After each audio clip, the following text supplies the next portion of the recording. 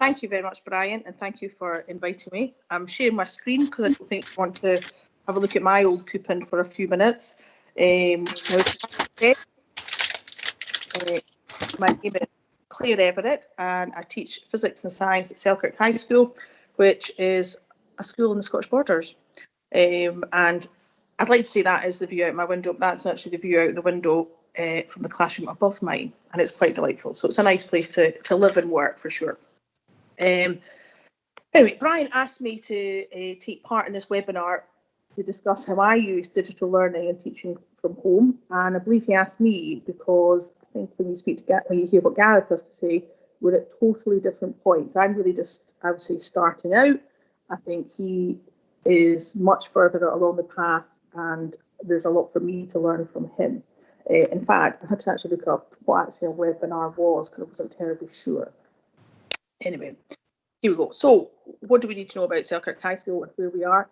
Well, first of all, Selkirk High School is one of 9 high schools in the Scottish Borders, and we are taking part in something called Inspired Learning, which is how we're going to improve the digital skills of all our young people, and that's by them being supplied with an iPad. So every high school pupil, I think all the P7s and every teacher in the Scottish Borders has been supplied with an iPad, along with lots of tools to use with the iPad to enhance teaching and learning. And so Selkirk High School was the first school to get their iPads, and so the pupils had their iPads for about 14 months and the teachers for about a year and a half, 18 months. So when the lockdown actually happened in March, I personally was making very small steps, although I was trying to use apps like Classroom in the classroom during the classroom, using the iPad as much as possible. In lockdown, I really started to use Microsoft Teams, and this I've continued with since we've been back at school. And because we were using Microsoft Teams and it worked quite successfully, as a faculty, we are working to move all our class work onto the OneNote. And so, so excuse me if I'm talking to you and you think, oh, I know all this, I'm teaching my granny how to suck eggs. But essentially, a team, when you set up as a class, you essentially can put all your work that the kids have to work from into what's called a content library. But each individual student gets their own copy of it. And that means that they can write directly onto it, or they can put their work up. And that also means that I can remotely check their work, although obviously in the classroom situation, that's not much of a problem.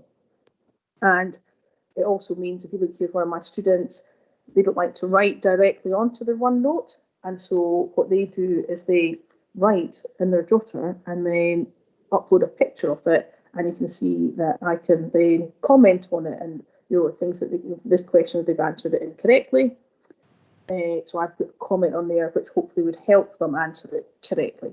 Although normally what I would be doing was saying that to them if I saw them in class.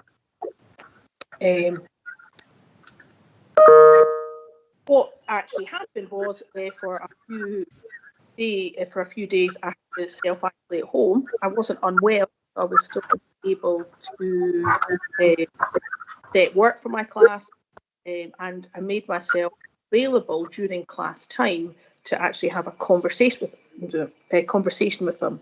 And how I'd had that conversation was, as you can see, by just asking them in the online chat in our team, how are you getting on with today's work, the work that I'd set? And as you can see, they said good, and then put a very unhappy face, which kind of meant to me, oh, what's wrong there? And from that, I was then able to get in touch with the teacher and ask if I could, talk to the class. Okay, so what we did was, one of the pupils' iPads, I phoned them in using Microsoft Teams, and the teacher who was available, what they did was they were able to put me up on the smart board, because we've all got Apple TVs in our room as well. And I was able to then share my screen and talk through all of the problems they were having with the questions, because I knew what the questions were. Okay? And actually the students, I found that most valuable. Of course, what it actually depended upon was this teacher who was looking after the class, knowing how to facilitate that. Luckily, the teacher just happened to be our digital leader, who also is in the room next door to me and helps me lots and lots and lots and lots. Okay. Other things that I did from home was I was able to carry out experiments. So if there's not a subject specialist or a scientist in the room for the kids to do the experiment, they can't do experiments. But it is a practical subject. And so I was able to put together, using clips on my iPad, which is an app which allows you to make films really, really quickly. I was able to give them measurements and show them how the experiment was done. And they were able to then do the calculations that I wanted them to do.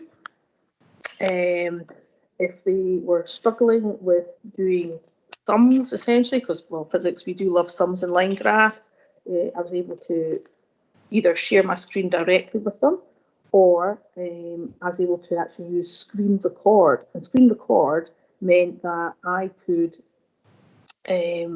record how to answer a question, at the same time record my voice so that the students could hear my thought processes as I did different stages of the problems. And then I shared that in the file section of the team. So you can see that everything I'm doing is involved around the team. So whether it's the class materials, a clip of me showing them how to answer something, getting in touch with them, even being able to teach to the whole class, everything was involved in Microsoft Teams. So what were the problems? Well, I would say, to be honest, the most important thing was probably my confidence about delivering to a class in such a way. And I think after doing it once, I'd be quite happy to do it again. And I know the students really appreciated hearing my voice and being able to understand their problems, because I'm the only physics teacher at our very small school. They needed to have somebody who was a subject specialist because they were all exam classes, to help them through their problems. There were a few problems, however. First of all, you were relying very, very much on the teacher who was there sharing the information with the class to say, look on your post, Mrs. Everett's going to actually be messaging you. And that really benefited from having our digital leader as a teacher who just happened to be covering my class. The second thing, my Wi-Fi, it is terrible. I'm not terribly sure why, but it's sometimes brilliant. We always, in our house, we know not to go on the Wi-Fi at certain times of the day, because at those times of day it doesn't work. So there's nothing we can really do about that. And so sometimes it was tricky to actually get in touch because my Wi-Fi kept going out. The third thing is, of course, that if you're self-isolating at home, the chances are you're self-isolating with your entire family. And whilst I was in conversation with one of my classes, my teenage daughters decided to have an argument over who ate the last avocado. And I could hear this in the background. I don't think the class heard, but it did actually make me quite anxious, I think is how I would probably say. We've got to be aware that in a family situation, sometimes it's not going to be the best conditions for teaching. And I just kind of moved to a different part of the house so I couldn't hear them and let my husband deal with them. I've gone too far, sorry. As I said before, I am very much more confident about doing it again, and I certainly would do it for a longer period of time rather than just a little bit of the period. I'd be there at the start of the period. There were a few technical difficulties, but actually the pupils are just so grateful for you making that effort. They're very patient.